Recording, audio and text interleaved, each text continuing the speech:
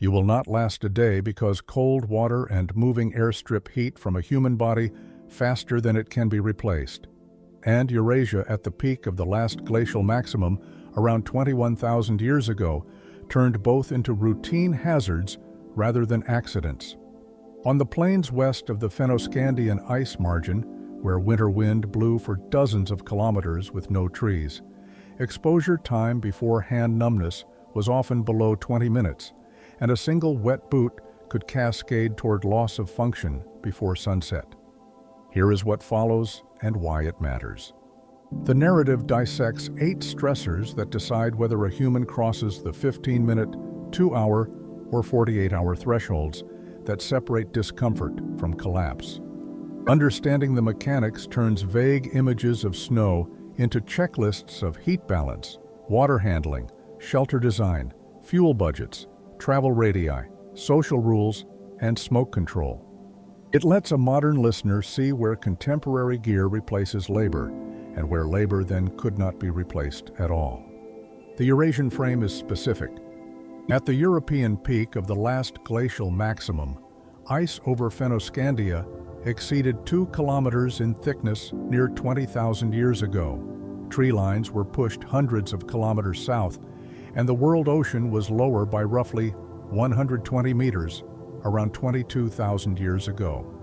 The Younger Dryas cold snap began about 12,900 years ago and ended near 11,700 years ago as the Holocene started. These dates are not ornaments. They anchor wind fields, river regimes, and migration calendars that dictate when water, shelter, and food can be secured. Contrast sharpens the stakes. Now, a synthetic parka and a sleeping bag rated to minus 40 degrees Celsius can erase many mistakes, and a metal stove turns wet snow into drinkable water in under an hour. Then, instead of laminates, most people used layered hides and sinew stitching. Rather than pressurized burners, they fed open hearths with bone and scarce wood, and every kilogram of fuel demanded hauling or butchery time. It reduced dependence on imports, but it raised the time cost of every warm sip. In early spring on the Middle Volga, the sun lingers, but the combined air and water trap is set. A dry human at rest in minus 20 degrees Celsius with a 10 meter per second wind may cross into mild hypothermia within 1 to 2 hours. Add a soaked boot, and the margin collapses below 30 minutes. At river crossings, the failure window tightens. Thin ice near undercurrents forms after a night, but a midday thaw opens leads within minutes. Every wrong step raises conduction losses by an order compared to air and forces a chain of decisions under a shrinking clock. Melting snow for water is not cheap. Turning a kilogram of snow at 5 degrees below, freezing into drinkable liquid, demands the equivalent of several hundred kilojoules of heat, and that heat must come from fuel or body reserves. On the steppe tundra south of the ice front, deadwood density was a fraction of modern forest values. People compensated with fat-rich bones and dung, which burn slower, produce less flame, and add smoke. This lowered the fuel mass to carry but increased time to boil, which pushed travel parties to plan water stops rather than improvise them. Crossing ice required reading textures at meter scale. Wind-polished surfaces rang underfoot, while candled ice near bends sounded dull and broke in vertical needles. A staff probe and a rope waist belt bought minutes. If someone went through to chest depth in water near 0 degrees Celsius, dexterity fell within 10 to 15 minutes, and shivering strength could fade by 30. The only workable drill was immediate extraction, stripping, and a fire already burning, not a fire to be lit. That requirement rearranged camp duties long before anyone approached the river. Containers shaped the water budget. Without metal pots, groups used rawhide bags, birch bark cones where birch survived in refugia, or stomachs from large herbivores. Stones heated in the hearth were dropped into a skin water bag to melt snow. Each stone carried a few minutes of high heat, but cooling stones had to be cycled in pairs to avoid tearing seams.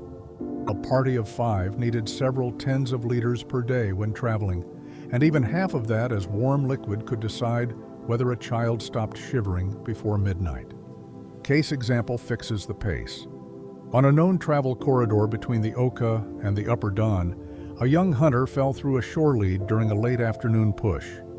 The group reached him by rope within 2 minutes, but his mittened hands could not untie the waist knot after 10 minutes, and speech slurred before 20. They pulled him to the fire that had been kept alive at the previous bank. An older woman poured warm water from a hide bag heated with stones. He walked by dusk, but the group lost 1 hour of light and a section of rawhide lacing to stiff ice. That cost pushed the campsite 2 kilometers short of the planned ridge. Micro-conclusion follows. Water is not just a resource. It is the core heat exchange variable that forces conservative choices every quarter hour. Travel plans bend around melt rates and container limits, not around thirst alone. The obvious answer is shelter and wind control, because only a controlled air volume can turn fuel and hides into predictable warmth. On the middle Dnieper terraces, where mammoth bone dwellings like those at Mezhirish stood in late winter layers, the rules of housing were set by wind and surface temperature rather than by walls alone. A membrane of stitched reindeer hides over a ring of long bones cut wind speed inside by an order of magnitude, but heat loss still soared when the outside air sat between -20 and -30 degrees Celsius. Camp layout followed the wind rose, with doorways away from the prevailing direction, and snow packed as a skirt around the base to seal drafts. Construction details were not optional craft, they were energy policy. A hide stretched over a frame leaks at stitch lines unless the sinew is re-wetted and re-pulled at least once per day in a dry, cold spell. Compared to a modern insulated tent, one hide layer delivers a fraction of the thermal resistance. People added inner drapes and a bed of dry grass and hair, roughly several tens of centimeters thick, to reduce conductive loss to the ground. The result traded material mass for warmth. It lowered fuel need per hour, but it raised the labor hours in sewing and hauling. The hearth sat at the center, but oxygen and smoke decided how long it could run. A small roof vent and a low door gap created a draft. Bone fuel smoldered and produced more smoke and less radiant heat than dry birch.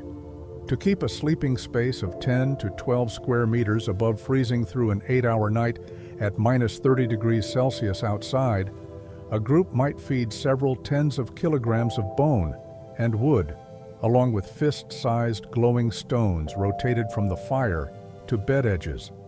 This kept toes alive, but it loaded the lungs with soot. Wind pressure set failure modes. At 15 meters per second, the force on a hide wall could tear a seam in minutes if the lashing points were fewer than every handspan. Groups stitched reinforcement strips along door flaps and used antler pegs driven into frozen ground at a set angle. These tricks lowered the chance of a catastrophic tear, but they raised the time cost at camp breaks. Now this is bypassed with aluminum poles and guy lines. Then people pre-positioned bone and pegging stones, or they accepted a slower travel radius. Ventilation took precision. A good vent avoided carbon monoxide accumulation overnight. In a storm, the temptation to seal every gap increased risk of headache and confusion by the second hour and lethargy by dawn. Smoke acted as a partial antiseptic in the roof zone, lowering insect and some microbial load, but it also inflamed airways. The balance was kept by a night watch, rotated every 2 to 3 hours, who fed the hearth and checked the vent flap. That watch cost sleep but bought survival. Case example sets the stakes. In a late Magdalenian camp along the Loire, a frontal passage drove wind speeds beyond 10 meters per second after midnight. A family used 2 spare hides to double the windward wall. The added membrane cut drafts but choked the hearth. By hour 2, the inner air warmed by only a handful of degrees, and an elder complained of dizziness. The watch opened the roof vent a hand's width, then fed marrow-rich limb bones for hotter flame. By dawn, they had consumed a third of the fuel pile planned for 2 nights. The shelter stood, but the next day's hunting radius shrank by several kilometers. On the North European plain during late winter, reindeer and saiga moved in pulses rather than in a steady flow, and each pulse opened an opportunity window of roughly 2 weeks. A band that missed the first crossing near a ford on the Upper Dnieper might wait another 7 to 10 days, but the next group of animals could shift 20 or 30 kilometers and bypass the traps. In the Younger Dryas, start about 12,900 years ago, these windows often slid later into spring, which reshuffled hunting calendars and forced larger food buffers for the hungry gap. Large game paid the fuel bill when a drive worked. A mature reindeer-dressed weight provided several tens of thousands of kilocalories in meat and fat, and marrow added dense energy that boiled quickly. The cost sat in setup. Drive lines of brush or flags took several hours to place across a corridor that might be 1 kilometer wide, and the push team had to hold a jog for at least 15 minutes against wind and snow. Compared to small game, the variance was huge. A single clean hit carried a camp for days. 2 clean misses drained morale and body heat by dusk. Weapon systems changed the math near 15,000 years ago as microlithic complexes spread across Europe. Small stone inserts set into antler or wooden shafts produced barbed cutting edges that stayed seated in a wound while the shaft detached. Carriers could mount a dozen inserts on one head and repair it at night with resin, rather than napping a full large point in the field. Within 30 meters, that raised hit probability and reduced the number of complete projectiles lost under crusted snow. It lowered raw stone demand, but it raised the sewing and resin chores at camp. Fishing under ice bridged lean weeks when herds were absent. Teams cut holes with antler adzes and flint borers every 10 to 20 meters along a slow lead, then set bone gorges on plant fiber lines baited with scraps. A long set took 2 hours, and checks ran on a 15-minute cycle to stop lines from freezing in. A dozen grayling or pike could yield several thousand kilocalories plus oil for lamps. The trade-off was time kneeling on ice and constant hand wetting, which demanded an immediate fire and dry mitts to avoid numbness after half an hour. Fat governed storage. Rendered tallow or marrow sealed in a stomach bag or a rawhide pouch held energy at roughly 9,000 kilocalories per kilogram and stayed usable for weeks in air below freezing. People poured hot fat into cracks between dried meat strips to make compact travel rations similar to later pemmican. This reduced bulk by a factor of 2 compared to unrendered scraps and kept smoke time shorter. It also shifted fires toward steady low flames that suited melting and sealing rather than big bursts for roasting. Winter travel inflated the daily intake floor. A person hauling a light sled in wind and deep drift could need 4,000 to 6,000 kilocalories each day to hold weight and warmth, which is roughly double a warm season baseline.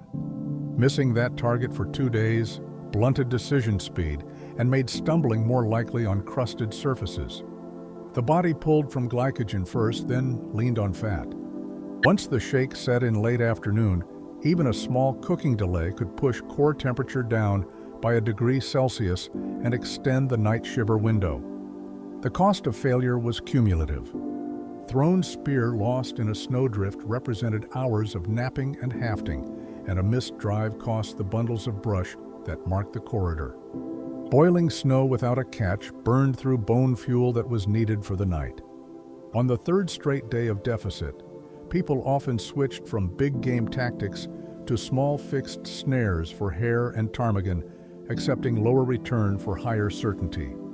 That kept children fed, but it put adults into slow burn, which raised injury risk on the next move. A short case gives scale. On the Tobel steppe during a late Younger Dryas spring, a band set 200 meters of flutter lines for a reindeer funnel and waited through a full day of wind. The herd veered northeast at dusk, and only 1 yearling fell to an atlatl within 30 meters. Butchery and fat rendering took 3 hours, and by midnight, the hearth crew had sealed 3 stomach bags with warm tallow. The catch covered perhaps 3 days at 4,000 kilocalories for each adult, but the failed funnel consumed half of the brush stock and left the camp short on fuel for the next cold night. The micro-conclusion is direct. Food in this world is not only biomass, it is a calendar and a transport problem that penalizes delay and rewards compact energy. Every missed window pushes bodies toward cold and mistakes. The next constraint is health and injury management, because cuts from butchery, frost-nipped fingers, and smoke-irritated lungs decide whether a group can still hunt when the next herd appears. On late winter crust along a side channel of the Ob, a hunter broke through a thin skim beside a dark lead and gashed his shin on submerged ice. The cut was only a few centimeters long, but water near 0 degrees Celsius poured heat away faster than any wind. Within 15 minutes, dexterity fell, and within 1 hour, shivering masked pain signals. By the second hour, the group had to choose between pushing camp 2 kilometers to a grove or burning the night's fuel stock on the spot. Frostbite built in layers. At minus 30 degrees Celsius with wind above 10 meters per second, exposed fingertips could blanch in under 10 minutes. Second-degree injury with clear blisters often appeared after 1 to 3 hours if wet fabric pressed against skin and circulation stayed compromised. The practical threshold was simple. Stay dry and keep blood moving, or trade tomorrow's grip strength for a few minutes of ungloved speed today. That trade bled into every chore from butchery to drilling holes in ice. Rewarming had rules even then. Fingers that had gone wooden were rewarmed once, not rubbed with snow, and not allowed to refreeze. People used warm water at roughly 40 degrees Celsius by feel, aiming for heat that hurt to hold for more than a few breaths, but did not scald. 20 to 30 minutes in a skin bag with cycling stones could restore sensation, but the cost was fuel and time. A second freeze after rewarming destroyed tissue in hours, which turned a minor episode into weeks of disability. Cuts and punctures were routine costs of food and shelter. A flint edge that shaved hide could also slice a palm when a scraper slipped. Without antibiotics, even a shallow hand wound could swell by the second day if bone ash, hair, and dirt entered the gap. The pattern was predictable. Redness by evening, throbbing by night, and a track of warmth up the forearm by the second dawn if rest and cleaning failed. Death from sepsis was not rare on a week scale, so prevention mattered more than heroics. Smoke was both a problem and a tool. Dense hearth smoke irritated eyes and lungs and raised cough rates, but it also slowed mold on hides and reduced insects. Resinous wood, where available, added phenols that acted as weak antiseptics. Far to the southwest, an older lesson lingered in sediments. The Campanian ignimbrite eruption in Campania about 39,000 years ago left fine ash across parts of Europe, and later groups knew that dust and smoke fouled airways for months. Managing fumes was already a cultural reflex by the Last Glacial Maximum. Care capacity limited group options. An injured adult often pulled 2 healthy people into nursing and hauling. Travel speed could drop from 15 kilometers per day to 7, and hunting coverage shrank by half. Splints cut from willow or antler slats and bound with sinew stabilized fractures, but they demanded daily tightening as swelling changed. Every hour of care traded hunting time for survival odds, and the calendar of herd movement did not pause to accommodate recovery. A short case fixes the arc. On wind crust near the Upper Pechora, a woman slipped while dragging a light sled and drove her forearm into a buried rib. The ulna cracked. The group splinted with 2 antler strips and a grass pad within 30 minutes, bound the hand to the chest for a day, and rotated her into the warmest sleeping spot. Swelling peaked by the second dawn, and by day 5 low fever signaled a brewing infection at a small skin break under the wrap. They opened the band, packed with smoke-dried moss, and reduced travel to 5 kilometers for a week. She lived, but the herd window closed. The micro-conclusion is strict. In this world, hands and lungs are irreplaceable assets with hour-scale failure modes. Frost, smoke, and dirt set a clock that cannot be negotiated. The only countermeasure is to lower the rate of damage and raise the speed of repair. That moves the story to labor, tools, and maintenance, because edge sharpness, needlework, and spare parts decide whether the next hunt even starts. In a late Paleolithic dune camp above the Middle Vistula, a layer dense with backed bladelets marks a shift from big, heavy points to modular inserts. The scene is quiet work rather than spectacle. People sit in a windbreak and reduce fist-sized flint nodules to cores, then to bladelets a finger long. Within 2 hours, a family can fill a pouch with dozens of sharp pieces. That stock turns into evening labor insurance, because a broken edge on the trail will cost minutes, while a broken core will cost hours. Flint cores are the battery of the toolkit. A well-prepared prismatic core yields several dozen narrow blades before striking platforms collapse. The preparation is a sequence of platform grinding, angle setting near 30 degrees, and careful percussion. A single missed blow can shatter a rotation and waste an hour of prior work.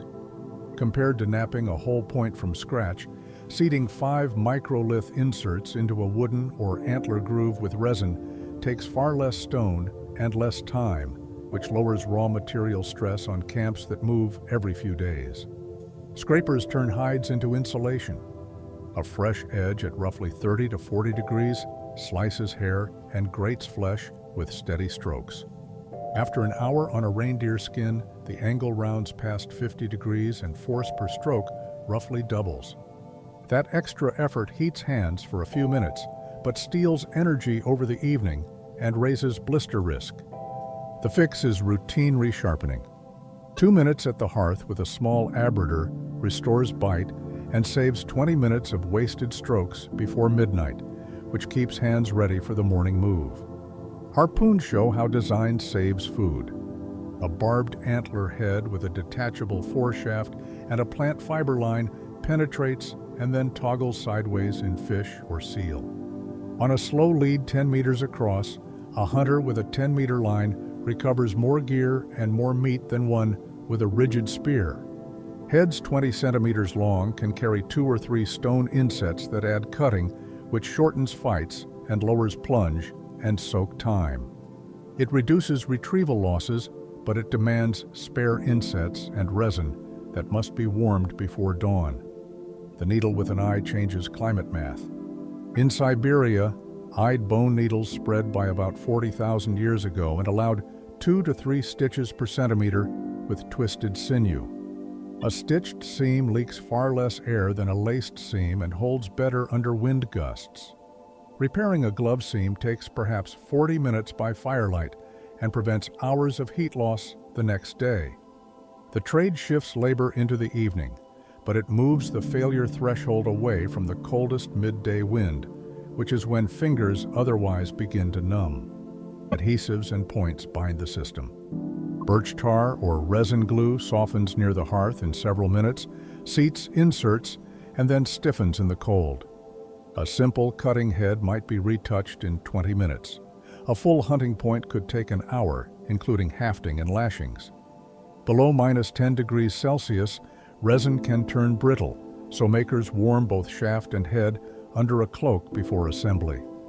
Dull insert edges shift the effective edge angle toward 50 degrees and have penetration at 30 meters, which forces closer shots and raises risk. A short case fixes cost and payoff. On a snowy terrace above the Namunas, a man snapped his last whole point on a frozen rib during butchery. The wind rose to 8 meters per second, and dusk sat an hour away. He pulled a spare foreshaft, used warm resin, and seated 4 bladelets into a grooved antler in 10 minutes. The new head skewered a pike at a lead soon after and brought in dinner and lamp oil. The repair cost a handful of minutes and a thumb length of sinew instead of the hour that a full point would have demanded in the dark. Exchange plugs the gaps that skill cannot erase. Parties meet at rivers and trade preforms, cores, or stacks of bladelets for dressed hides or fat. Carrying 10 preforms can save a full day of napping on a week-long trip. The network spreads risks across dozens of kilometers and across seasons. It lowers the chance that a single broken core stalls a hunt, but it raises the need to move to rendezvous points on time. That pulls the story toward transport, distance, and the ice underfoot, because a toolkit only pays if the camp can actually reach the next corridor. Along a frozen reach of the Middle Yenisei in deep winter, travel followed the river because the banks broke wind and the ice offered a level corridor. The plan was simple on paper and brutal in practice. A party aimed for 10 to 15 kilometers before dusk at minus 20 to minus 30 degrees Celsius with gusts near 10 meters per second. Overflow slush under wind-packed snow turned that plan brittle within an hour, and every wet boot added drag and heat loss. Dragging loads split along two main lines. A travois of poles and hide slid acceptably on wind crust, but plowed in soft drift, while true sleds with bone or wood runners cut friction better, but shattered when grain flaws met buried rubble. A person could move 20 to 30 kilograms plus gear across firm ice for hours, but fresh snow raised effort by a third or more. The compromise was to cache surplus and shuttle in two legs, which doubled exposure time and pushed camp arrival toward the blue light after sunset. Footwear decided whether steps counted. Broad rawhide soles and lattice lashings worked like snowshoes on powder, but skated on glare ice. Sliding planks appeared in some northern camps as simple skis, little more than hand-wide boards rubbed with fat. They lowered sink depth on crust by several centimeters and let haulers glide a few meters between pushes. The gain looked small but added kilometers by nightfall. It reduced ankle strain, but it increased the risk of ankle twist when a hidden ridge caught a tip. Wind set the daily radius more than strength did. At 15 meters per second, apparent temperature plunged and exposed skin time dropped under 10 minutes.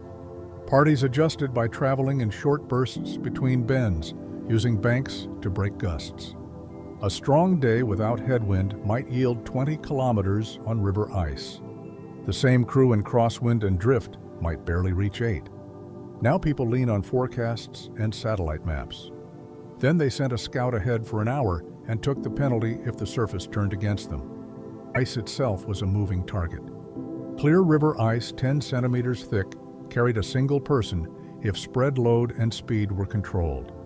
Snow cover hid the truth, and overflow layers trapped air that hummed under weight. Teams probed with staffs and listened for pitch changes. Cracks that ran at 45 degrees toward flow signaled new stress fields as water level changed. The rule was simple. Spread out, unclip hauling lines near suspect sections, and accept a detour of kilometers rather than a swim of seconds. A short case fixes cost and repair.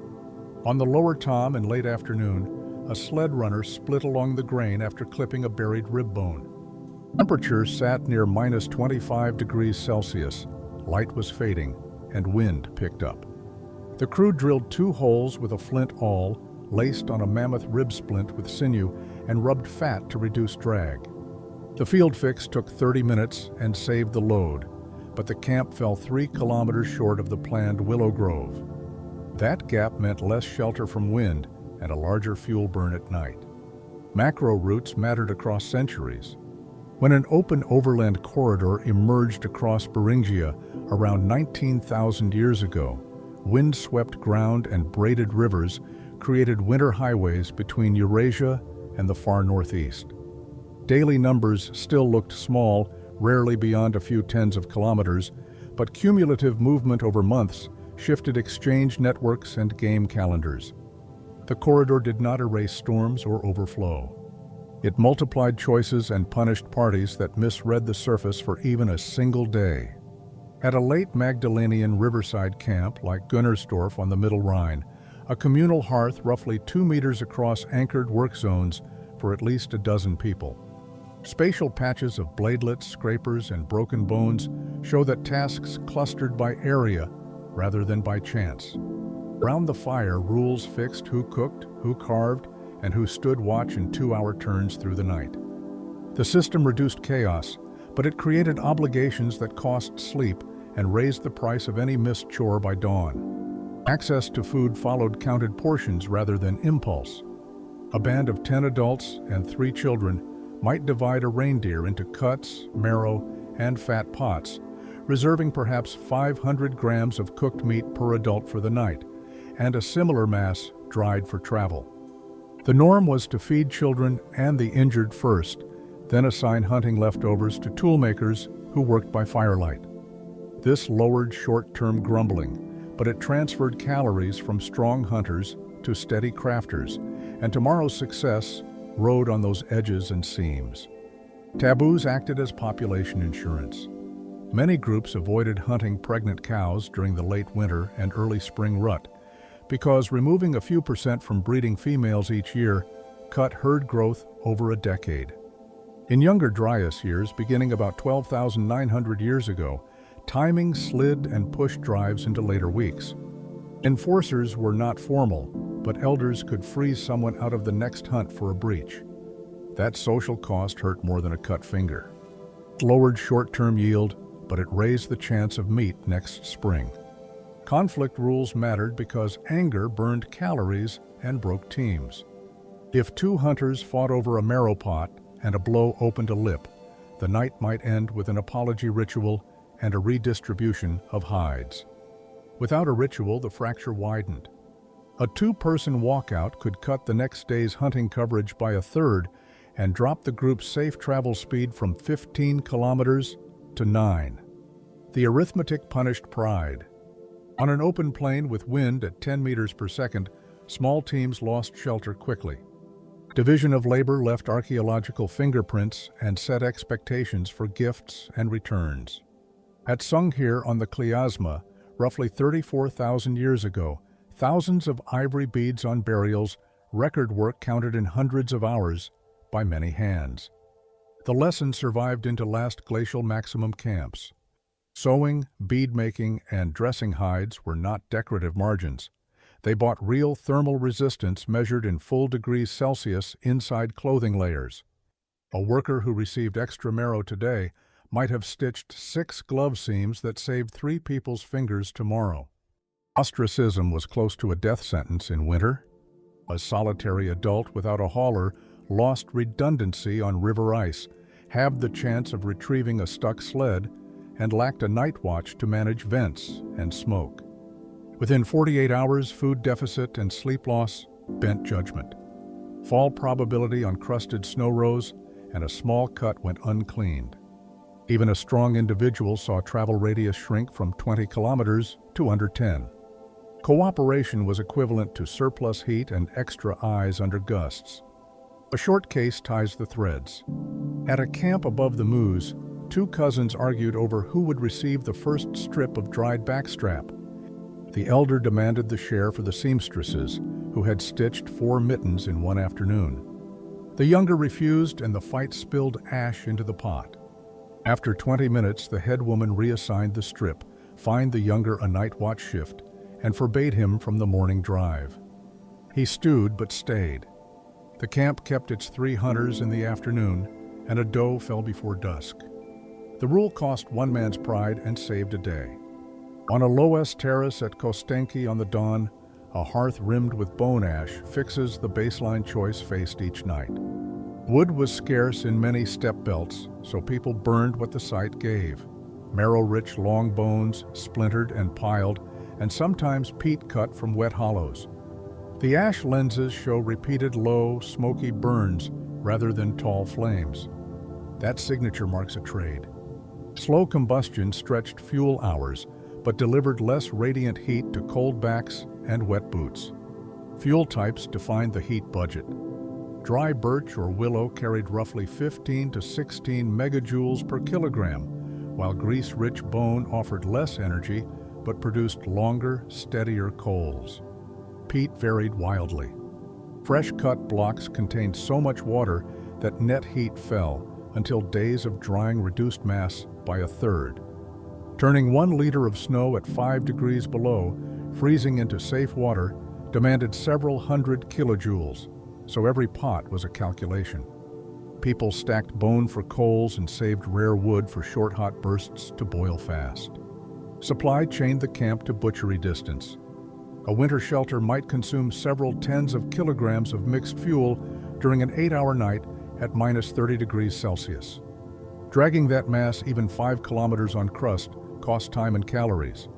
Instead, parties butchered on the spot, cracked bones for marrow and future fuel, and hauled both together on the first sled run. It lowered the number of trips, but it raised smoke load in small huts because bone fires were dirtier than dry wood. Control replaced convenience. Crews banked coals under ash before sleep to hold ignition heat for the dawn. Striking sparks with pyrite and flint took minutes even for skilled hands, and numb fingers doubled that time. Hearths were not fireplaces with chimneys. A roof vent as wide as a hand and a door crack set the draft. Too much opening bled heat into the night. Too little opening loaded lungs. People learned to feed small sticks every few minutes during kindling, then turned to denser fuel once stones glowed. Ventilation mistakes killed quietly. Carbon monoxide from smoldering fuel bound to blood faster than oxygen and left no smell. Symptoms creep in after an hour as headache and confusion when the door flap stays tied during a gale. A child sleeping closest to the fire might slide into shallow breaths by the second hour, while an adult on watch feels his eyelids heavy and misreads the vent rope. The fix is dull but exact. Lift the vent a hand's breadth, rake coals to a brighter bed, and accept a loss of a few degrees Celsius inside for a living camp by dawn. Soot was not only a nuisance. In shelters with repeated bone fires, rafters blackened within weeks, and cough rates rose, especially among those who stitched and scraped by the flames for hours. Yet smoke also slowed rot in hides and reduced insects. Resinous twigs added faint antiseptic effects that tanned air and surfaces. The balance was managed by zoning. Fire-facing tasks rotated, children slept downwind of the plume, and a smoke shelf near the roof diverted the worst eddies. This reduced lung stress, but it increased draft sensitivity during gusts. A short case sharpens the edge. On a peat-lined hollow near the upper vistula during a storm, a family sealed their door flap to stop spindrift and fed damp peat blocks for lack of wood. Within 1 hour, eyes watered and the elder's speech blurred. The watch cracked the flap and pushed glowing stones to the windward side, forcing a hotter burn. Heat rose a few degrees Celsius, soot coated the pot, and 2 peat blocks hissed out half their water before catching. They survived the night but woke to throats raw and a fuel stack halved, which cut the day's hunting radius to a handful of kilometers. In a wind scoop above the dawn, a hearth ring with bone ash tells a simple rule. Heat is a rationed currency, and the ledger runs every hour. In the last glacial maximum, dry wood was scarce on open steppe, so people burned long bones and ribs alongside scrub. Bone burns with a dull blue flame and leaves white ash. It keeps a bed of coals for hours, but it gives less radiant heat than birch and demands closer bodies and thicker bedding. Fuel choice decides the night budget. Dry hardwood, where galleries survived near river cliffs, delivered a hot flame and clear light for cooking. Bone and dried dung smoldered instead. A winter family might need several tens of kilograms of mixed fuel for 8 hours when outside air sat near minus 30 degrees Celsius. Wood warmed faster and boiled snow faster, but it cost time to find and haul. Bone was near at hand after butchery, but it smoked, and it warmed more slowly. The trade cut travel time, but raised cough and soot. Peat offered a third line at western margins and in permafrost fringes. Cut bricks after late summer drying would burn with steady heat and less crackle than bone. The problem was moisture. A damp brick hissed for minutes and stole heat from the cooking pot. Storage under hides and off the ground kept a reserve dry for weeks. This reduced the risk of a cold start in stormlight, but it demanded forethought months ahead and a cartage effort when the ground was still firm. Ignition was a craft that erased luck. Flint and pyrite struck sparks that fell into a nest of shredded bark, dry grass, and hair. Spindle drills added another path, but they cost minutes and strong wrists. In a gale, the only workable method was ember carry. People nursed a glowing coal in a lidded cup of rotten wood or a horn with ash and kept it alive for a day. The night watch prodded the bed every 2 hours and added a handful of splinters to build a small flame for morning water. Ventilation balanced lungs against heat. A hide shelter with a roof vent and a low door gap set a draft. When the door was closed in a whiteout, smoke layered from the roof down and eyes teared within minutes. Carbon monoxide gas rose without smell and turned heads heavy by the second hour. Opening the vent a hand's width cleared the zone but wasted heat. The rule was to live a few degrees colder and breathe clean rather than choke warm and miss the next day's move. Cooking in water pulled the most energy. The rawhide bag could not sit on flame. Stones collected from a bar in the river were heated until they glowed and then dropped into snow and scraps. Each stone gave a few minutes of high heat and a burst of steam. 2 pairs in rotation kept the water near a steady simmer and rendered fat cleanly. Lamps fed with marrow pools lit sewing with a soft flame. They drank fuel faster than expected and pushed a strict accounting of every bone and scrap. Soot and creosote settled into everything. Roof hides blackened within weeks, and coughing followed long winter burns. Smoke also preserved. Hides smoked over a slow fire resisted mold and insects, and meat dried in warm smoke kept for many days near freezing air. This reduced waste when a big animal fell, but it bound people to camp and demanded watch against flare. A spark in a dry wind could lift an ember into a seam and open a hole in minutes. A bucket of snow stood beside each door. A short case shows gain and cost. At a dune camp near Kostenki, a storm closed sky by afternoon and pinned a party for a day. They had fat, bone, and a small stack of dry willow. They built a low, hot core with willow, then fed bone to hold coals. Smoke rose, and children coughed within an hour. The watch cracked the vent and let wind take heat. By dawn, the water bags were filled, the mittens were dry, and the lamp pots were set with clean tallow. They burned half the reserve planned for 2 nights and bought a clear move at first light. The micro-conclusion is tight. Fire in this world is a pump that turns bone and breath into liquid water, cooked food, and warm hands. A small miss in fuel plan or vent control can end a night in headache and ash instead of sleep and heat.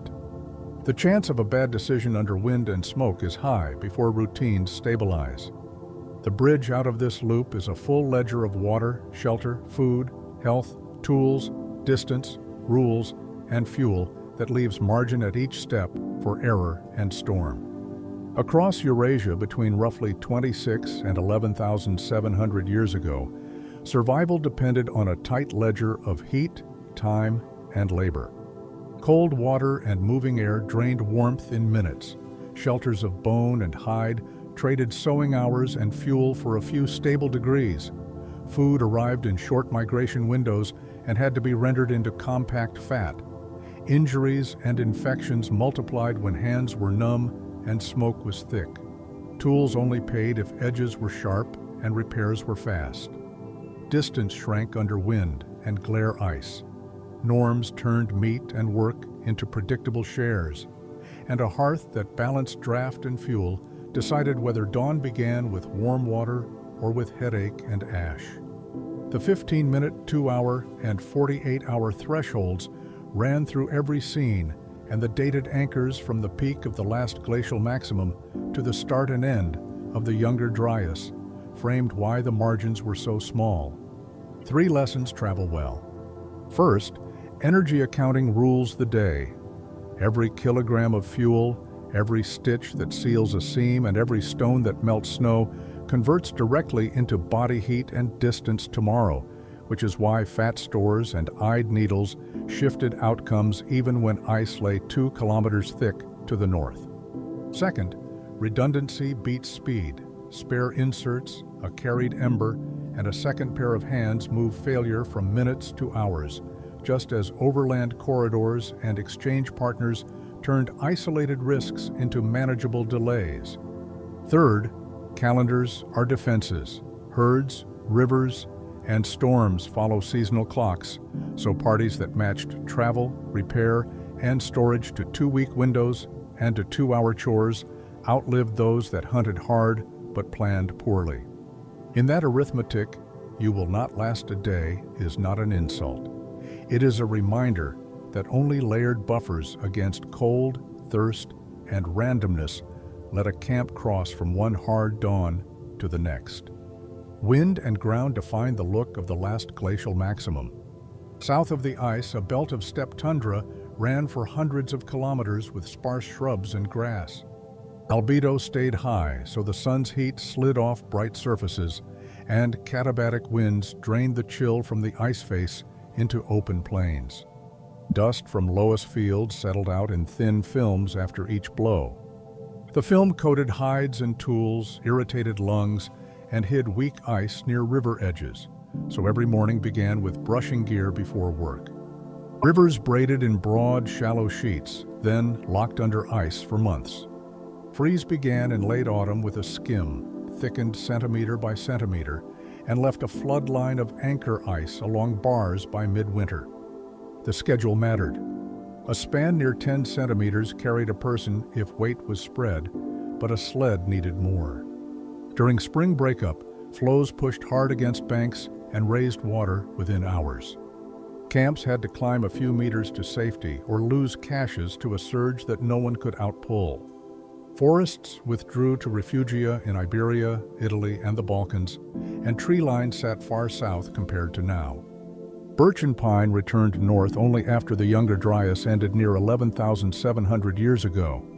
Before that turn, people counted fuel piles in days rather than in weeks, and driftwood on big rivers was a prize. Scrub willow along channels became structural material for vents and splints. The scarcity set a rhythm of cutting, curing, and guarding that never paused in winter light. Megafauna mixed by zone and season. Mammoth and woolly rhinoceros patrolled dry uplands where snow scoured thin, while reindeer, horse, and saiga tracked lower corridors for forage under crust.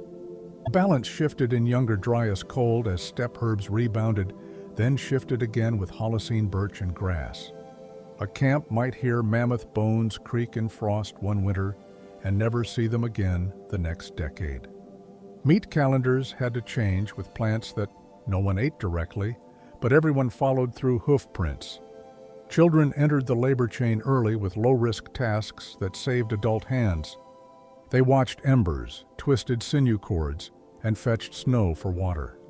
A 9-year-old could keep a lamp going and warm a stone every quarter hour by rote. Apprenticeship for napping ran on a scale of years, not days. A young maker practiced on waste flakes until platform angles sat near 30 degrees by habit. The investment paid later when a single evening of retouch saved a morning's hunt from dull edges. Dogs began to take shape as partners during this span in parts of Eurasia. A medium animal could carry a bundle of a few kilograms or drag a light travois on crust for a short hour before rest. More than the load, it gave early warning and nose for buried carrion under drift. On a 2-day storm hold, warmth shared under a cloak was worth as much as hauling. The cost was food from the pot. A hungry camp counted every mouth, animal or human, before agreeing to keep a pair through late winter.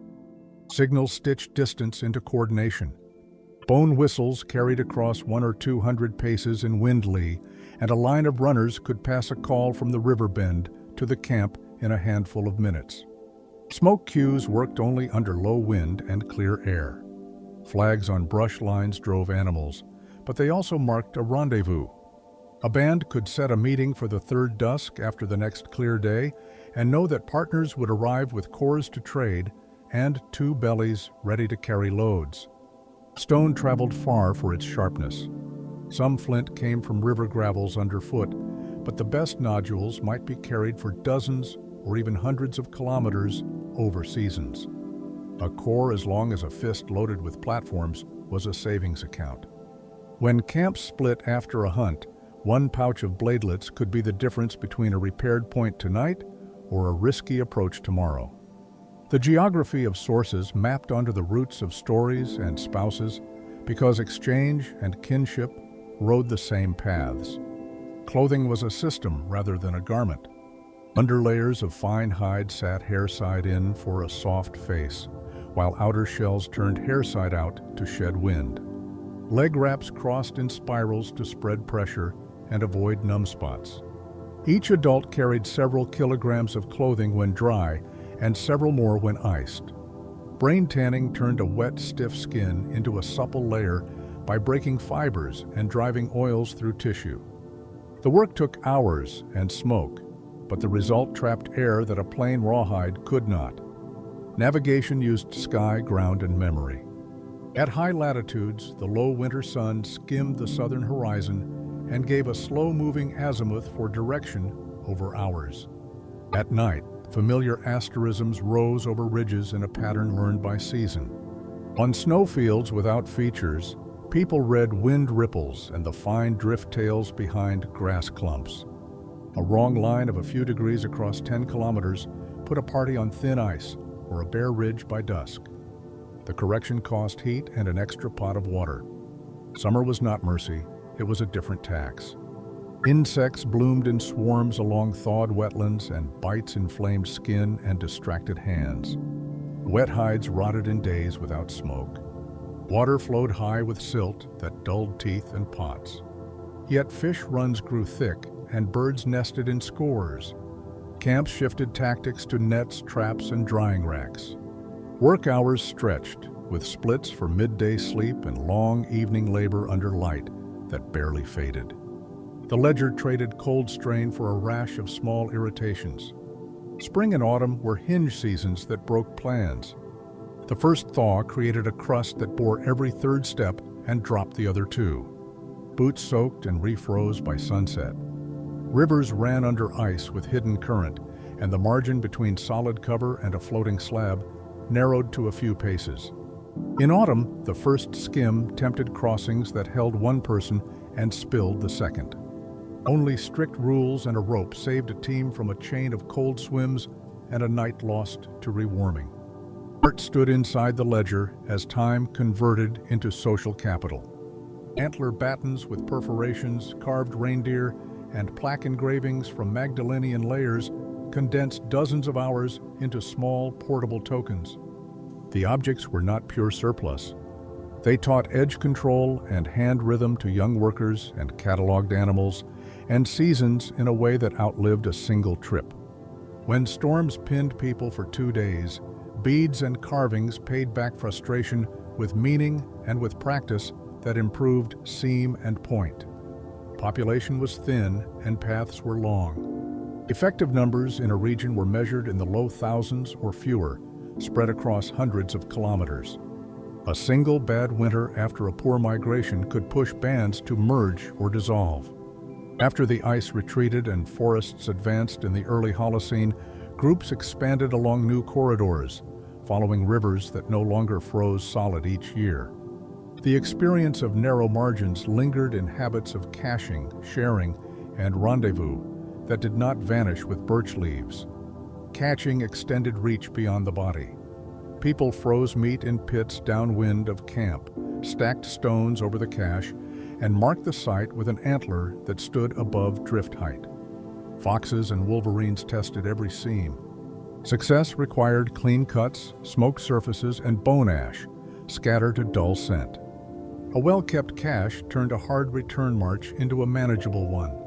A rated cache turned a careful plan into a series of short, draining days with no reserve for a storm. Counting and timekeeping ran through tasks without numbers carved in stone. Watched bones stored tallies of drives, days since last snow, or lamp refills. A watch kept by the moon's age guided trips that could not rely on sun under cloud. 2 hands were the base unit for seam counts and for reinforcement spacing along a door flap. Mathematics was embodied. Consistent spacing made seams tight and reduced drafts by a measurable degree Celsius inside a shelter at dawn. Glacier margins were not just dead zones. Moraines, meltwater channels, and lee pockets behind hummocks gathered shrubs and game. The same edges funneled wind and sent sudden gusts across a plain that had felt calm for an hour. In those pockets, a camp could cut a door to the leeward side and gain a degree or two against the average. The benefit vanished if a gust turned and hit the seam line. Reading the small relief around ice decided where a group could pass a night without a ripped wall. River ice taught a complex vocabulary. Dark blue meant old, clear, and strong, while milky white over current meant new and weak. Snow carried stories in the grain. A glossy patch that skated under a boot hid water and was best crossed with spread feet and the load behind, rather than beside. A dull, rough strip indicated wind-pocked surface that held teeth for crampon-less soles. The knowledge took seasons to learn and a moment to forget when tired. The penalty for forgetting was wet, fast, and cold. Ash and bone ash were not waste. Ash leached in water-raised alkalinity and helped degrease skins, while bone ash dusted over cut surfaces reduced odor trails to caches. Tooth powder made from fine ash and charcoal polished edges and scrubbed soot from pots. The same powder, rubbed into mitt seams, soaked in fat and stiffened a boundary against wind. The chemistry lived in practice. No one named pH, but many saw which mix made a hide squeak clean in 1 hour rather than 2. Camp politics managed risk and kin ties beyond one winter. Rendezvous took place at fixed fords or cliffs at predictable weeks when rivers were crossable and pastures were safe. Marriage exchanges braided territories and smoothed later claims to flint bars or to a safe strand for nets. A camp that skipped the agreed week lost credit and faced slower help next season. In thin populations, this accounting replaced written notes. It turned distance into a web that caught failure before it reached a lethal hour. When the younger Dryas ended, change came quickly in plant zones. Birch and pine marched across deglaciated ground at a pace of hundreds of meters per year, and lakes grew in basins that had been dust bowls a decade earlier. Reindeer stepped back to higher ground, red deer followed the new edge, and fish filled new waters. The toolkit adapted without a clean break. Microliths remained the core, but nets, weirs, and groundstone appeared more often as people leaned into fish and plants that did not demand a long chase under wind. Wind shaped choices more than mountains did, because wind moved every hour and mountains only moved on maps. On the open lowest plains north of the Carpathians, a steady flow at 10 to 15 meters per second carved sastrugi that rose hand-high by morning. Crests forced ankles into odd angles and slowed sleds to a crawl. A party that learned to read ripple spacing picked lines that saved a quarter of their effort in a single afternoon and reached willow cover before the blue light at dusk. Periglacial ground turned camp chores into geology class. Ice wedges widened by a finger's thickness each winter and lifted soil into polygons several paces across. A sleeping platform placed across a wedge line sagged before midnight and spilled heat into the crack. The fix was to rake snow into the seam and lay brush lengthwise along the trough. That added a few centimeters of insulation and saved a degree or two inside the shelter. The result cost 20 minutes and paid back every hour until dawn. Cold diuresis dried bodies faster than thirst could signal. In air below -15 degrees Celsius, skin vessels clamped, core pressure rose, and kidneys shed fluid. A traveler without warm water lost close to 1 extra liter in a day without noticing. Dry mouth arrived late, and thinking dulled first. Groups that counted 3 warm drinks by noon kept better pace after sunset. Those that guessed by feel ran short, and a small stumble became a big problem at the next river bend. Loose dust was not only a nuisance. Grains worked into hides and turned seams into files that cut sinew threads under stress. A cloak shaken twice a day lasted a season. A cloak left dusty tore at the arm seam in a month. The dust ground teeth as well. Grit in dried meat wore enamel and widened chewing surfaces. Older adults carried flattened molars and shaved slices rather than biting. The workaround was to rinse smoked slices in warm water, trading fuel for enamel that still worked in spring. Late glacial art folded knowledge into memory. At sites like Lascaux and Altamira, painted animals showed muscle groups and movement, and the act of drawing trained eyes that later read herds on snow. Engraving a reindeer with careful hatching took an hour or more, which matched the time to retouch a toolkit for a hunt. The two acts worked together.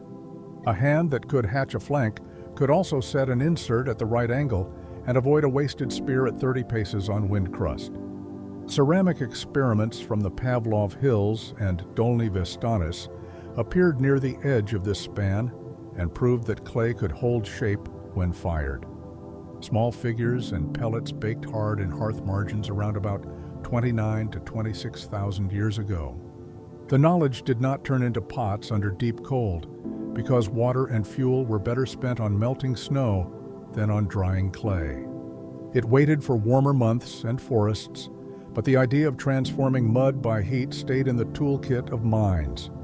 Plant fibers were winter steel where wood failed. Willow bast and nettle stems, stripped at the right season, twisted into cordage at several meters per hour.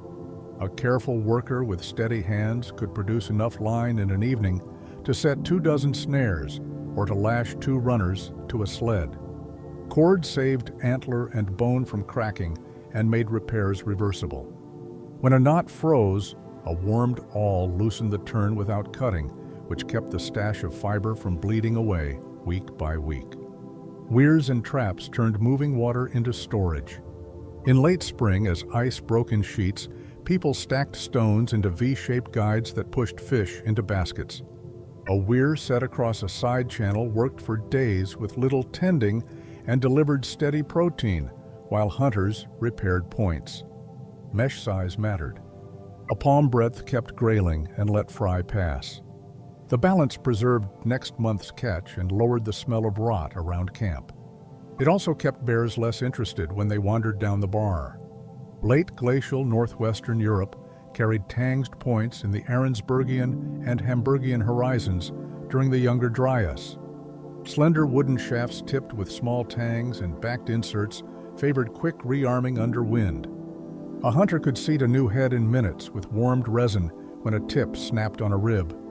The system fit fast reindeer on open ground and reduced stone mass per hunter on long walks.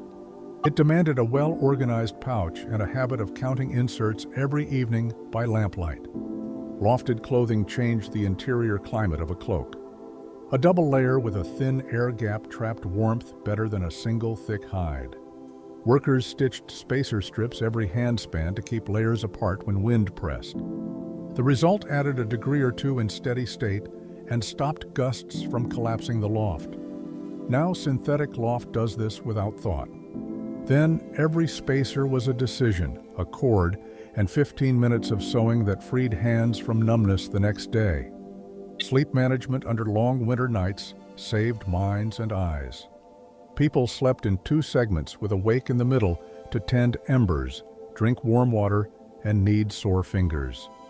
The watch folded chores into this gap. By keeping lamps filled and gear close to the warm zone, the second sleep began with less shivering and fewer coughs.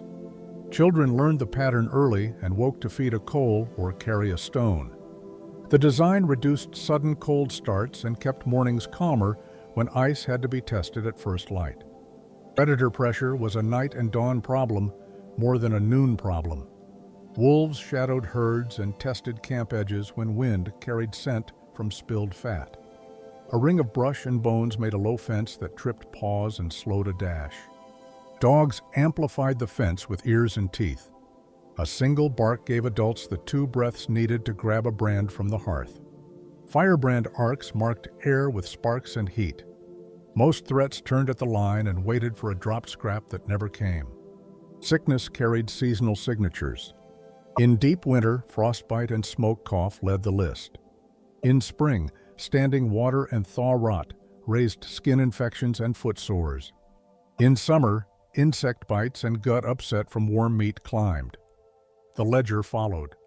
Winter stockpiled fat and needles, Spring prepared salves, moss pads, and spare footwear. Summer built racks and nets. Autumn cached fuel and bone in dry pits. Each pivot had a weak window. Missing it by even a few days cost warmth or food 3 weeks later. Outburst waters from ice-dammed lakes were rare, but not mythical.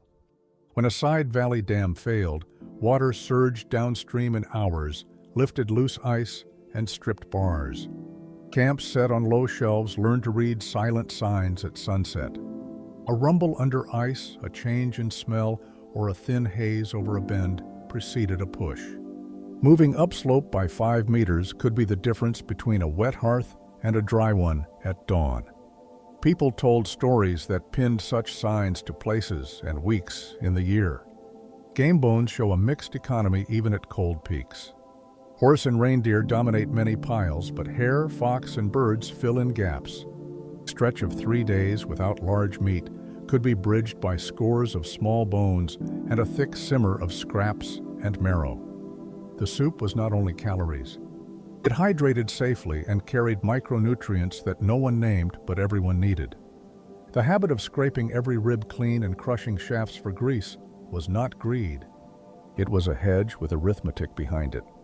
Obsidian from the Caucasus and volcanic glass from far sources sometimes moved across surprising distances, though flint still ruled the north. A sliver of black glass set into a cutting-edge, sliced hide cleaner than many gray cherts. The rarity made such pieces social capital as well as tools. A guest who arrived with 2 lengths of glass left with gratitude, a future claim on shelter space, and a promise that someone would show their child how to lay a seam without drafts next winter. Human voices carried farther in cold, dry air. A call over flat ice traveled many hundreds of paces and reached a scout around a bend. Whistles cut by hand from bird bones added a tone that wind did not swallow easily. 2 notes served as a simple code for danger, for game, or for home.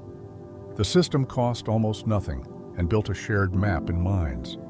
When fog closed in after noon, those notes walked people to camp with less wandering and fewer wet feet at uncertain edges. Children's games trained balance and grip for winter work. A line of knots on a cord taught repeatable spacing for stitches.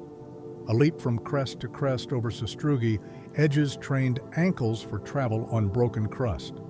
Counting stones in a pouch and taking 1 per task built a sense of work left in the evening. The games were not a luxury. They built reflexes that made a difference when a sled needed a precise shove or when a hand had to find the awl under a cloak before a seam cooled and stiffened. When forest returned after the Younger Dryas closed near 11,700 years ago, the soundscape softened. Wind still spoke, but it ran through needles and leaves. Birch bark canoes and dugouts appeared along lakes that had been bear bars a few decades earlier. Nets and fish traps multiplied. The same counting habits remained. A day still divided into quarter hours of heat, movement, and repair, and a night still demanded an ember, a watch, and a plan for morning water before feet touched the ground. Sea shelves that had been dry during the low stand near 22,000 years ago drowned again as water rose through the early Holocene. Travel corridors along old coasts vanished under waves, and stories about hunting grounds moved inland with people. The disappearing paths did not erase the rules learned on them. Reading wind, sharing fat, rotating watches, and sewing tight seams worked on lakes as well as on plains. The toolkit proved portable because it was built from time, eyes, and hands rather than from any single landscape. Memory held the ledger together. Names for bends, for lowest bluffs, and for ice tongues compressed advice into short phrases. A young walker heard that a certain bend hummed after sunset and knew to spread steps. A new spouse learned that a ridge ate wind at midnight and placed shelters accordingly. In thin populations, such speech was the library. It kept bands moving toward fuel, toward water, and toward each other when storms erased footprints in an hour and left only the rules that had already paid for warmth. Cold light shaped vision and pace as much as wind did. Under clear skies, the low winter sun skimmed the horizon for only a few hours, and glare off hard snow could dazzle eyes in minutes. People reduced exposure with deep hoods and fur rims that cast a narrow shade. Thin slits cut in leather may have served as improvised goggles for river crossings when brightness peaked at midday. A dose of soot smeared along the lower eyelid cut scatter by a small fraction and cost almost nothing. Travel plans favored early and late light, with a noon pause for handwork under the lee of a bank. Sound traveled farther than in humid summers, and that changed how groups stayed together. A short whistle carved from a bird radius bone signaled a halt across several hundred paces when air sat below -15 degrees Celsius. Two spaced taps on a wood pole called the rear to close without shouting names to predators. A single long note warned of thin ice ahead.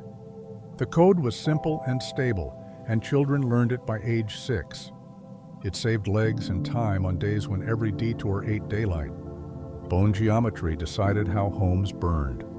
Long limb bones rich in marrow produced steady coals when cracked along the shaft, while flat bones flashed and collapsed into ash. Groups stacked fuel by type near the door so that a night watch could feed a predictable burn without rummaging.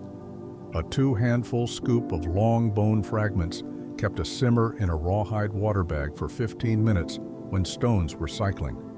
The routine kept water near a warm swallow temperature and cut the morning cough. Brain tanning turned stiff hides into flexible garments that trapped air rather than wind. The rule of thumb said one brain treated one hide, and experience bore that out within a wide range. Warmed brain mash worked into fibers with a rounded stone loosened bonds over hours. Final smoking near a low fire stabilized the result and made it resist rot for weeks of wet weather. Each cloak that bent at the elbow rather than creaked added a small but real degree Celsius inside layers on a gusty ridge.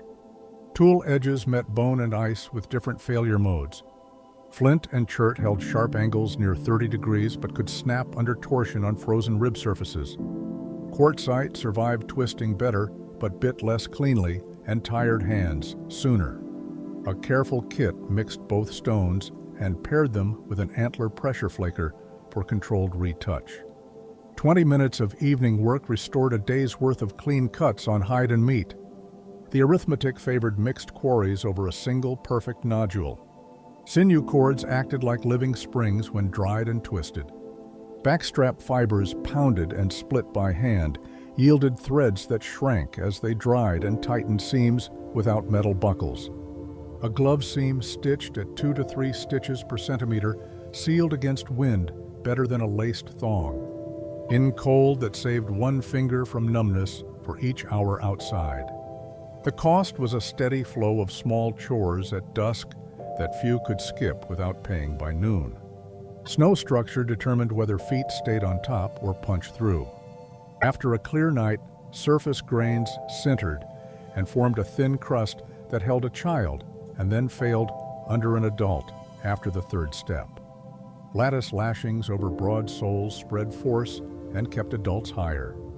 The gain was only a few centimeters of sink per step, but across 10 kilometers, it meant dozens of fewer stumbles and fewer soaked leggings.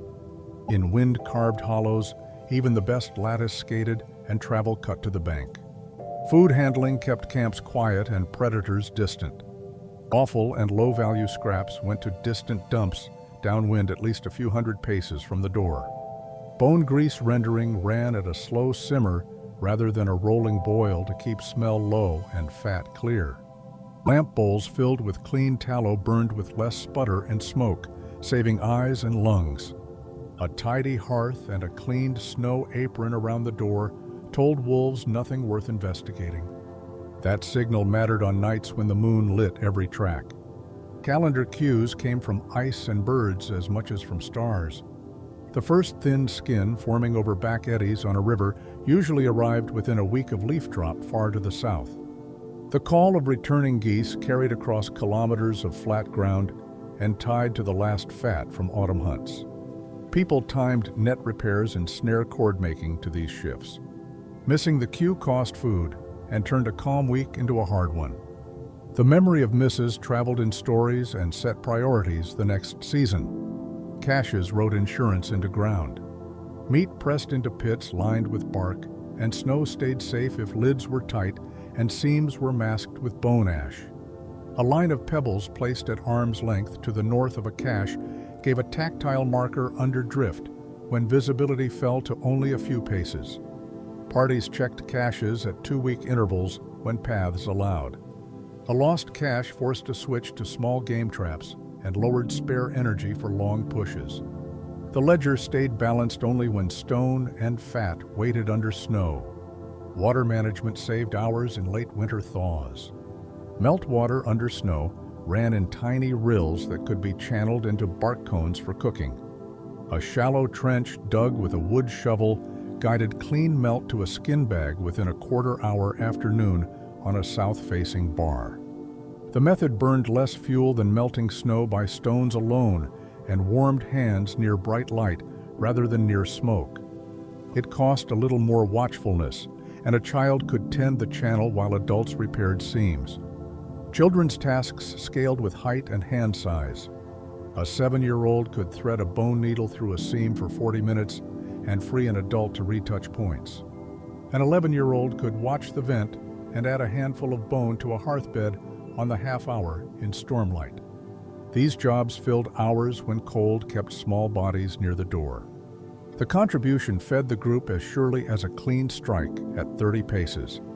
It also trained eyes to spot failure early. Regional stones left signatures across camps.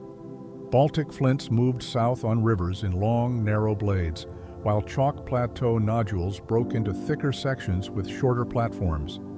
Toolmakers adapted hafts to the stones at hand, widening grooves for stout inserts and narrowing for thin blades. Trade carried preferred forms dozens of kilometers, but winter often forced use of whatever came from the nearest bar. A good maker could coax 3 evenings of edges from a less ideal core and keep the hunt on schedule. Hearth design hardened with experience. A shallow basin ringed with fist stones held coals in place when a gust pushed under the door. Sloped walls reflected radiant heat into a work zone the width of an arm span, where sewing and scraping happened by routine. A small back wall of packed snow and ash shielded the main membrane from flare. These details lowered flare accidents and saved a seam from a stray spark at least once per month in camps that logged winter after winter. Travel etiquette reduced accidents more than strength did. Loads were balanced so that no one fell far behind on glare ice. A fallen person chilled hands in minutes and forced the whole line to stop. Ropes were tied to sleds, not waists, when crossing suspect sections, so that a runner could drop the line and save balance at a crack. A scout ranged only a few hundred paces and counted steps to stay within a fixed call distance. Simple rules removed drama and kept distance steady. Loess fields delivered dust that shaped teeth and recipes. Grinding seeds into meal between 2 stones yielded calories when meat ran thin, but grit wore enamel and edges. A common trick was to soak ground mash and decant the top after a few minutes, letting heavier grit settle. The method cost 10 minutes and saved months of chewing power. Meals thickened with bone broth slid past sore gums and kept elders useful as seam teachers and story keepers when hands stayed near the fire. Permafrost set traps for careless camps. Surface that looked firm at noon could slump by dusk if a buried ice lens melted under a fire pit. Smart builders placed hearths over old stone pads or fresh brush layers, then added a thin ash bed to spread heat. Sleeping platforms shifted a few paces away from likely slumps and sat on corduroy mats of poles. The pattern turned a collapsing patch into a small annoyance rather than a night of cold and repair in stormlight. Stormholds did not end work, they changed it. 2 days under a whiteout meant a push on silent tasks that paid in future hours. Cordage twisted from nettle stems stored in summer, a stack of pre-forms roughed for later retouch, and spare mitt liners sewn from scraps, all filled the ledger with time that could be spent on the trail. When sky cleared, a camp with full sacks of small things could move at dawn rather than wait for repairs. Gain measured in kilometers by sunset. Burials recorded values in labor rather than in words. The thousands of ivory beads at Sunghir weighed only a small number of kilograms, but absorbed hundreds or thousands of hours of carving and polishing. Those hours could have been spent on fuel or hide work, yet they went into a final display of ties and obligations. The choice signals how groups banked surplus into reputation that could pay back in meat, shelter space, or hands in a crisis a few winters later. Glacier forefields provided rare metals and stones in rivers where ice released cargo. A bright copper nodule from a moraine edge might travel home as a curiosity, hammered thin with a stone into a small tag. Such pieces did not change survival arithmetic overnight. They served as tokens in exchange and as signs that a traveler had reached a far crest and returned. Distance turned into proof, and proof turned into claims at crowded fords when two bands arrived at once. When forests advanced after the cold peak, skills bent rather than broke. Birch bark became canoe skin and roof sheathing, pine resin patched leaks more often than spear sockets, and fish traps replaced some winter drives. Yet the old units still counted. A day still centered on 3 warm drinks and 2 fire checks before dawn, and a travel week still rose and fell with wind over open water. The habits learned when ice stood 2 kilometers thick to the north kept paying in a greener world. Danube corridor winter turned bends and fords into calendars more than into borders. Between the Pavlov Hills and the Morava mouth, camps sat a few tens of kilometers apart along lowest bluffs that stayed firm under thaw. A braided channel a few hundred meters wide froze each year in plates that lifted and dropped with wind. People crossed at dawn when surface skin stiffened. They dragged light sleds along tight arcs that kept weight near sandbars rather than over black pools. The reward was a shortcut that saved an hour of walking in crosswind and bought time for stitching by the hearth. At Dolny Viestonice and Pavlov, clay kneaded with bone ash, baked hard at hearth edges in late autumn. The figures proved that heat could change mud into stone, but not that pots could feed a winter camp. Fuel and water costs argued against large vessels until forests returned. Instead, the clay skill reinforced control of fire drafts and temperatures that also cured birch tar and set resin joints. A worker who managed a steady glow for 1 hour kept both adhesives and clay experiments in the useful range, which raised the evening repair rate and left more blades ready by dawn. Willow and poplar along Danube side channels delivered bast and poles that changed shelter math.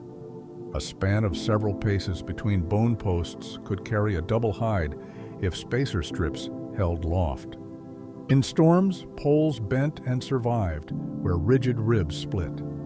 The trade reduced catastrophic failure and raised overnight seepage of wind under the skirt.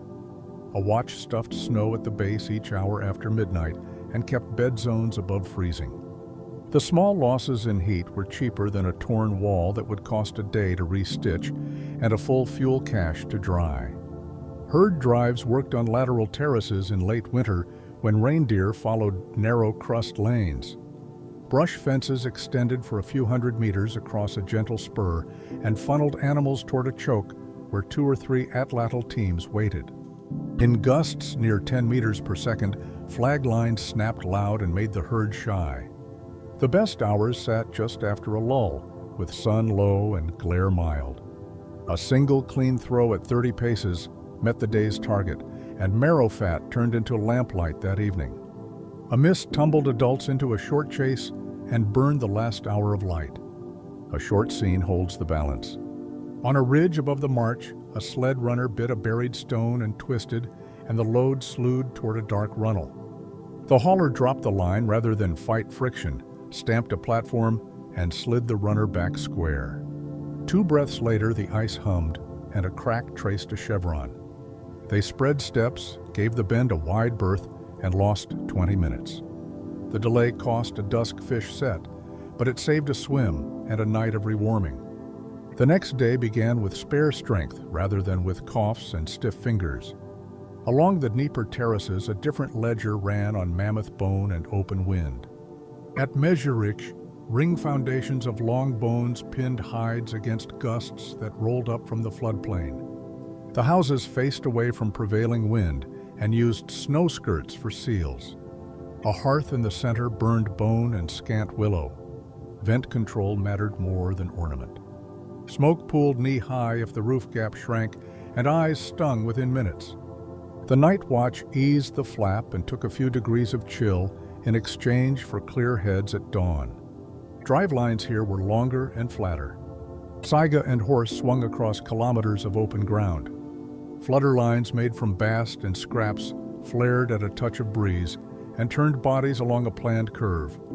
A team that laid a kilometer of flags in late morning could shepherd a small group toward a shallow gully by mid-afternoon. 2 clean throws met the day. The cost was cordage time and flag loss in squalls. Weaving new flags consumed an evening, but the return in meat and fat balanced the books across a week. Bone architecture reduced wood dependence, but raised sewing and maintenance. A hide roof expanded and sagged as seams took on frost and thaw, and every day the main lashings needed a pull. An eyed bone needle allowed tight stitching at 2 to 3 stitches per centimeter with backstrap sinew. A glove patched in 40 minutes saved a day's grip in wind at -20 degrees Celsius. The rhythm favored camps with patient hands and steady light.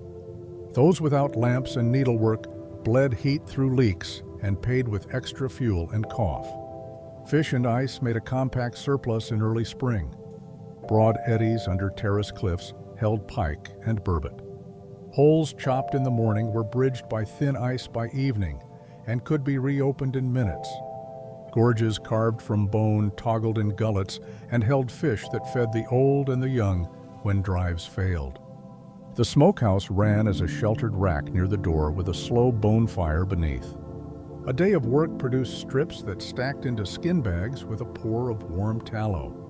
The bundles rode sleds with little smell and lit lamps for days. A short case fixes the scale. On a windless morning near a side channel, a boy watched gorges while adults stretched a hide roof. He pulled 6 fish in an hour and kept them on a line in the current. When the breeze rose at noon, the roof membrane drummed and the vent choked. The watch opened the flap a hand's width and smoke thinned. By late afternoon, strips hung in a blue haze and lamp bowls sat with new tallow. The family burned through fewer bones that night and rose without headaches, ready to walk 10 kilometers along the terrace edge. Farther east, the Obienese basins tied winter travel to frozen rivers and summer living to cutbanks and bays.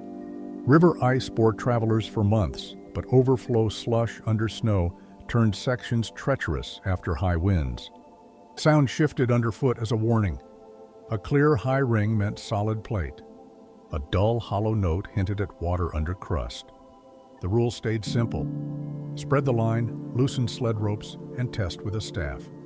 A misread cost a dunk and a hard rewarming on a bank that might be a kilometer away through drifts. Under deep cold, wooden runners cut quick. Birch boards rubbed with fat slid over frost flowers that grew on cold nights. Lattice lashings spread foot pressure when drifting snow hid sharp ridges under a thin skin.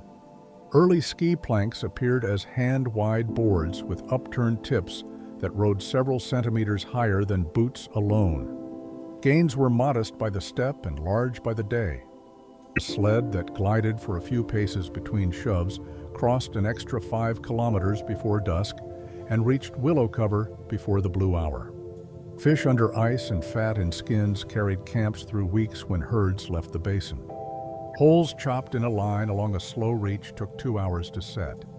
Checks on a 15-minute rotation kept lines from freezing in and saved fingers from numbness by moving hands between water and fire. Lamp oil from fish liver burned clean and bright. It cost gut work and smell, but it protected eyes and kept sewing steady.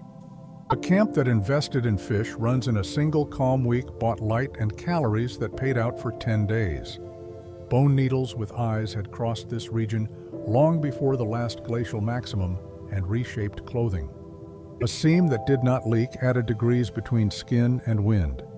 In air at -30 degrees Celsius with 10 meters per second of wind, a single degree inside layers slowed finger numbness by measurable minutes. On days when sled repairs ran long, those minutes prevented mistakes. A maker who kept a coil of sinew dry near the hearth and an awl warm under a cloak could fix a glove and keep a hauler's grip alive until camp. A short scene ties the pieces. On the lower Yenisei, a runner split at dusk when a sled kissed a buried rib. Air sat near -25 degrees Celsius, and a gust pushed smoke under the door membrane. The crew drilled with a flint awl, laced an antler splint, and rubbed fat to ease drag. The field fix took half an hour. A fish lamp lit the needles. A child cycled warm stones into a water bag. By midnight, the seam held, the vent breathed, and fingers worked again. The next morning, the team moved on glare ice with spare strength rather than with aching lungs. Across all three corridors, dates set the tempo and tools closed gaps. The peak of the last glacial maximum, around 21,000 years ago, lowered sea to a level roughly 120 meters beneath the present and pushed birch and pine south, which turned bone and bast into structural materials rather than spare parts. A shift to microlithic complexes around 15,000 years ago let hunters stock light inserts that could be seated by a lamp in minutes and saved stone on long walks.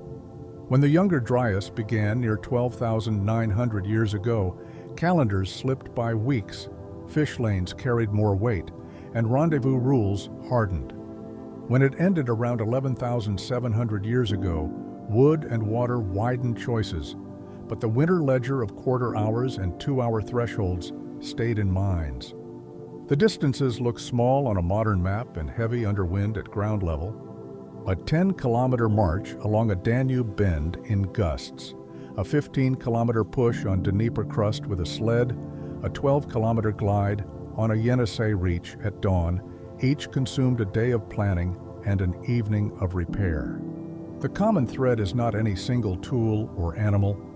It is the habit of counting heat, light, and hands, and the stubborn decision to move only when the ledger left margin for a storm and a mistake.